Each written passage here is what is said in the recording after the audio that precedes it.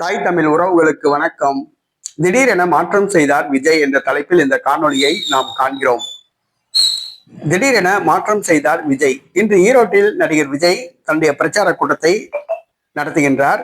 செங்கோட்டையன் அதற்குரிய அனைத்து ஏற்பாடுகளையும் செய்துள்ளார். ரசிகர்கள் கட்டுப்பாடுகள் தளர்த்தப்பட்டுள்ளன. ஆகவே கூட்டம் அளவுக்கு அதிகமாக கூடும் என்று எதிர்பார்க்கப்படுகிறது. கரூர் போன்று கூட்ட நெரிசல் ஏற்படுமா என்பது தெரியவில்லை.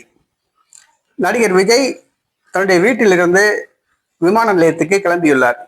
அதாவது வழக்கமாக அவர் கருப்பு நிற காரில் தான் விமான நிலையத்துக்கு வருவார், எங்க போனாலும் செல்வார்.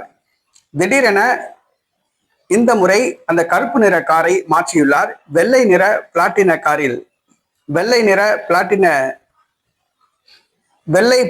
நிற காரில் பயணம் செய்கிறார். வீட்டிலிருந்து வெள்ளை பிளாட்டின காரில் தன்னுடைய பயணத்தை தொடர்ந்து ஏர்போர்ட்டுக்கு செல்கிறார். ஏர்போர்ட்டிலிருந்து தனி விமானம் மூலமாக கோவை செல்கிறார். கோவையிலிருந்து சாலை மார்க்கமாக ஈரோட்டுக்கு பயணிக்கிறார்.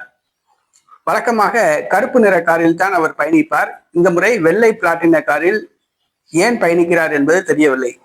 ஜோதிடர்கள் ஏதும் ஆலோசனை கூறினார்களா என்பது தெரியவில்லை.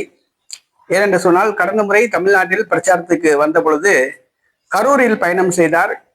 கருப்பு நிற காரில் பயணம் செய்தார். கரூரில் சிக்கலை சந்தித்தார்.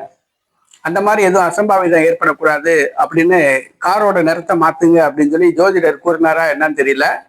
தற்பொழுது வெள்ளை பிளாட்டின நிற காரில் விஜய் பயணித்துள்ளார்.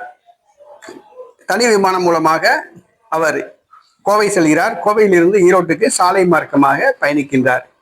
ஏன்னா அரசியல்ல நிறைய பேர் ஜோதிடர்கள் சொல்றதுதான் கேட்கிறாங்க.